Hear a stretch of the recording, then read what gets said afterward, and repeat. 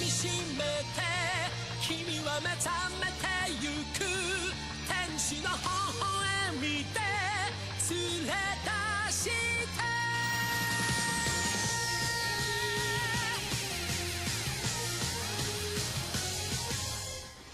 Ohayo mina, Orewa, Trat near desu, and welcome to Trat's, not reviews, but impressions. You'll understand what I'm talking about in a sec. But I'll be giving you my impressions on the Hunter x Hunter remake. Or I'm going to assume the X is pronounced because I haven't so far been told otherwise? Yeah. So, Hunter x Hunter follows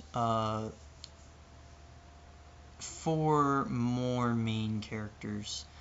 I can't really say main characters because one of them it doesn't act like a main character, but the 4 main characters of Gon, Qurupeco, Leorio, and Kilowog. So Gon is the main protagonist. Qurupeco is the last member of his tribe. They were all killed because their eyes turn a pretty shade of red when they feel passionate about something, and it was one of the most desired treasures in the world, and so a group of bounty hunters went and killed them all and ripped their eyes out. Leorio is a character who wants to become a doctor because of a very short segment of backstory. He's funny, he is helpful from time to time, but he definitely gets the back seat. It makes me a tad sad, because I would definitely like to see more of him, but so far, out of the 4 major story arcs I've seen so far, he's only really there for 2, and he shows up for a bit he shows up a bit from time to time, but of all the cast, you see him the least. Kilowog has become Gon's best friend, and he is the son of an assassin family. Okay, so Hunter x Hunter, being the shonen it is, powers involved, all the rest of that jazz. There are some weapons, but not in the normal sense. So Gon had a fishing rod. I say had because he actually did use it way back at the beginning, and then he used it one more time in the second story arc, and then it just kind of disappears and you don't see it again. And I personally would have liked to have seen more of that fishing rod. I honestly would have liked to see more of that fishing rod, but I don't get to. Qurupeco has these chains that he uses in the middle of the second story arc. He picks up the ability to use special chains that he can only use on a certain group of bad guys, being the people who killed his family and everybody he loved. He can only use the chains on them. If he uses the chains on anyone who is not a member of that gang, then he will instantly die. Interesting concept. He hasn't run into an issue where he's needed to use it yet, but then again, it runs into the issue of you only see him for 2 out of the 4 story arcs so far, and then he's just kind of gone doing something else. I don't know. Leorio has no real weapon. He has a knife, and that's it. I mean, he does pick up some of the powers like everybody else does, but he doesn't really, because of the fact that he's almost never given a whole lot of screen time. It's just, yeah, I developed somewhat, but I'm still weaker than everybody else. So, okay, the best way to explain it is that imagine that Leorio is like Krillin. That's the best way to describe it. Leorio is like Krillin. He's weaker than everybody else. He does progress, and he doesn't get a whole lot of screen time. He's just there. And then Killua, when you first run into him, he's definitely very cold. He's a rather cold character. And he gradually warms up to Gon. He definitely has some tsundere tendencies, which they kind of applied into more of a best friendship role instead of a yaoi role. There were a couple of moments where I was expecting some yaoi moments, like not actual yaoi, but like hints. There were a couple of moments where I was expecting some hints, and he went back and said friend when you could have said love instead of friend, but oh well, that's a separate thing. His weapons at the beginning are primarily his hands and feet. He can morph his body of sorts. So like, there's this one point around somewhere in the, I think it's late teens, that he ends up fighting a person, and his hands, like his fingers, like slightly lengthen and then get like really long nails that are sharp, and he just goes like right into the guy's chest and pulls out his beating heart. That was cool. You don't see it very often. Which actually allows me an excellent chance to complain a little bit. So Killua has these amazing abilities, but he almost never uses them. The times that he actually uses his skills are few and far between. I'd say out of the 96 episodes in the reboot, maybe 4 times. Maybe 4 times. I mean, he's amazing, he just doesn't use his abilities to his full potential, and it slightly frustrates me, because when he's actually fighting Sirius, he's amazing. I mean, he's more powerful than our main protagonist. He just doesn't do it very often. I mean, it'd be like if you had Luffy from One Piece fighting Zoro. You would expect Luffy to win because he's the main protagonist, but then you have the other issue of Zoro's got sharp objects and Luffy's a rubber man and can't take sharp objects. It's kind of like that. I mean, Gon is pretty good for the most part, but Killua in all respects should be better. As the story progresses, Killua's weapon is eventually yo-yos, and he applies some special abilities here and there. But Gon ditched the fishing rod for his fists. Still makes me very sad. Okay, so the other character of importance who I should bring up would be a character by the name of Hisoka. He's very, very gay. Very gay. Like, there's this one part where there's like a bit of humor in the 20s, I believe, where Hisoka would get turned on when he saw Gon progressing, and they even like do a little swing thing, and he's very gay. Oh my word. Okay, so I know I'm making Hunter x Hunter sound bad, but it's actually pretty good. I caught up to the series in 2 weeks.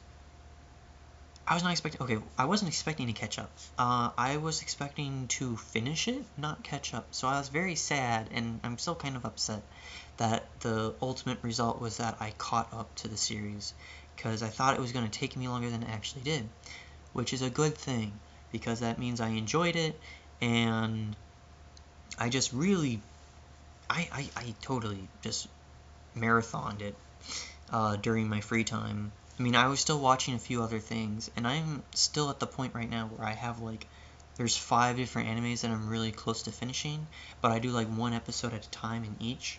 But for Hunter x Hunter, I just totally blew through it. Something else that's really good, I don't recall seeing any filler. Let's let this sink in for a sec. I don't recall seeing any filler in a shonen series. which is about to hit 100 episodes. No filler. Because, I mean, like, there were a few episodes that I thought might be filler, but they still brought in information that was important to the series as a whole.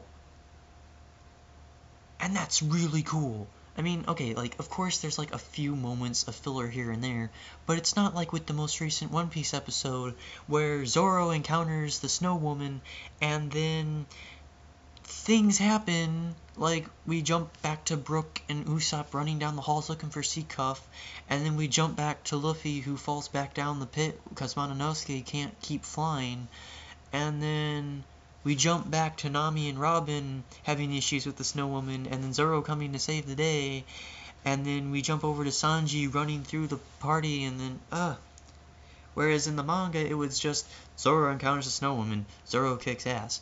But in the anime, it's Zoro encounters the Snow Woman, and then we're done with this episode because we need to get Tashigi in here for the next episode. There was none of that in Hunter x Hunter that I'm aware of. I might be incredibly stupid and miss something, I don't know, but I honestly think that there's no filler. And that makes me really happy. Another thing that makes me really happy is that the reboot was done by Studio Madhouse, and they make a lot of really pretty things. As far as the animation goes, I've had no complaints. Everything looked fine. There are a few art changes here and there, especially at the current story arc, where Gon finally gets the necessary resolve to get like a legit power up. And then like they had a more I don't want to say like pencil-y, but it might as well be what it is. Like most of the animation is pencil-y, and then he does the super power up, and then when his aura stuff comes out, he has like the pencil-y, like if you draw a pencil flame where you're like, and then you have like a little connecting thing back up the top. It's like that. But it doesn't really retract from the animation at all. It fits. Music. I'll talk about the opening. So that the bit of the opening I showed you, if you do not like that opening, prepare to have a bad time, because that opening is used the entire time. So most of the time you have like story arcs have their own opening, or a season will have its own opening. Yeah. That's not the case. It uses the same opening every single time. It's just that the animation for the opening changes. The endings change, and some of the endings are actually pretty cool. But the opening does not change. The music's the same every time. It's just the animation changes based on whatever story arc you're in. So you've been warned. If you do not like the opening, then you're gonna have a bad time for the opening. Something else that I find really interesting. So most of the time in a shonen, you don't really have a lot of death. Like you beat the enemy up, and like even if you do have death, it's usually only of evil characters. But in here, there's, especially in the current story arc, the Chimera Ant arc, or whatever it's supposed to be called, there's a lot of death, and I was really sad that some of my preferred characters ended up getting brutally murdered or disfigured. You'll understand what I mean when you get there, but I am kind of bummed about that. I hope that it means something to the series as a whole, other than just them offing my preferred characters. Sadness. But yeah, as for whether or not I would advise this to other people, there isn't anything particularly bad with the series that would make me say, if you do not like this, then don't watch it. I mean, it's a shonen, but so far it seems like it's gonna be pretty short. The original okay, so like the first version of this was 62 episodes, and this version is 95. Now, with that, the original anime ended up watering down the manga because of the violence that I was talking about, whereas the reboot, was not watered down. Also, I have not read the manga, so from what I've read, the reboot is more accurate. So I like that. It's, for me, that's just like Full Metal Alchemist compared to Full Metal Alchemist Brotherhood. I prefer Full Metal Alchemist Brotherhood much more because it was with the manga, and I just didn't really get into the original story arc for Full Metal Alchemist that they did for Season 1, but for Full Metal Alchemist Brotherhood, most excellent. So I'm going to assume that my opinion would be very similar to that in this case. I like it when it's more original, unless they do things different that improve. But that's very rare, few and far between from what I've seen so far. I mean, the only case that I can think of so far would be that I saw where it started deviating from the original materials would be Usagi Drop. But otherwise, if you stay to it, all the better. So would I advise it to other people?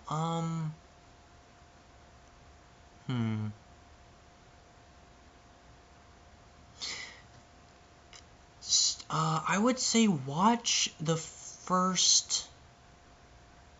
If you start the first couple episodes, and get sucked into it like I do, then obviously you're fine. If you go through the first couple of episodes and you can't get into it, then that would probably be my advice to not do it. As I mentioned before, it can get kind of violent. So if you are a person who cannot stand blood and destroyed bodies, then especially in the later chunks, Story Arc 2 and Story Arc 4, especially, if you cannot stand seeing many dead people, then you're going to have a hard time through episodes 30 to 40-ish, and then the 70, no, it's more like 80 to 90-ish chunk that I'm currently in. So yeah, that was my impression of Hunter x Hunter. I hope, if you do start it, I hope you enjoy it. Oh yeah, that was Hunter x Hunter with your host, Tratnir. I will see you guys next time with hopefully an actual review. Until then, Jana.